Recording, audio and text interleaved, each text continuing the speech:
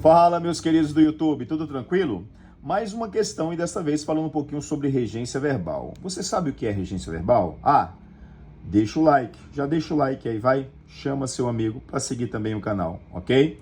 Então, o que é a regência verbal? A regência verbal nada mais é do que a relação sintático-semântica que um verbo ele estabelece com seu complemento, ou seja, existe um termo regente e um termo regido. Por exemplo, você pega aí o verbo aspirar. O verbo aspirar, ele possui mais de um sentido. Por exemplo, existe o verbo aspirar no sentido de inalar, ele vai ser VTD, e existe o aspirar no sentido de desejar.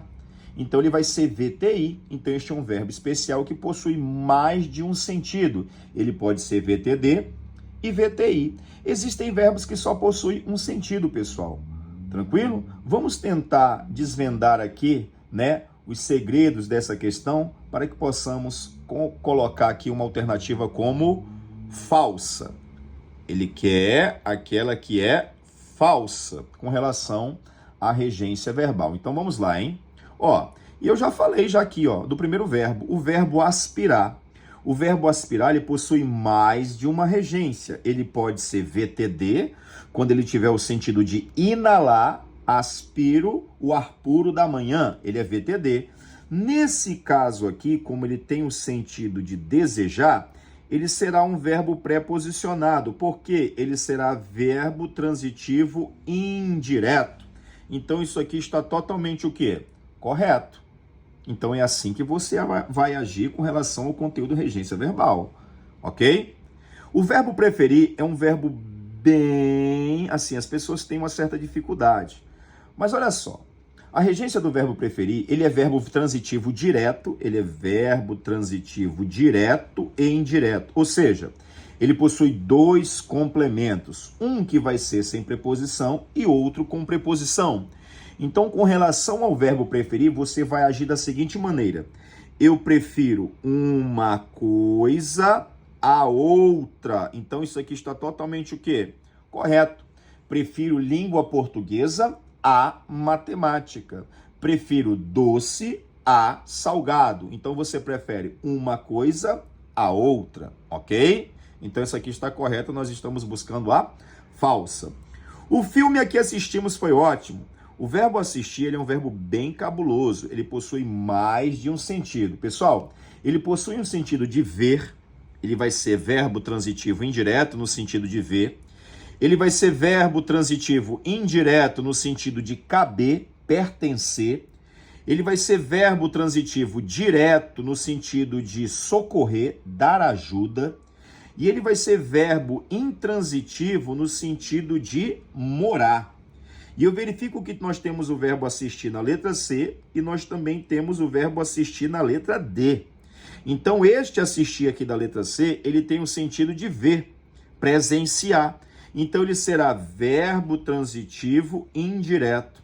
E você pode estar se perguntando, mas professor, cadê a preposição do verbo? Pois ele é verbo transitivo indireto, ele é regido por preposição. Está aqui, a preposição, ela está aqui antes do pronome relativo. Então, está aqui a preposição do verbo, pois quem assiste no sentido de ver, assiste a. Assistimos ao espetáculo. Presenciamos o espetáculo, ok? Tranquilo?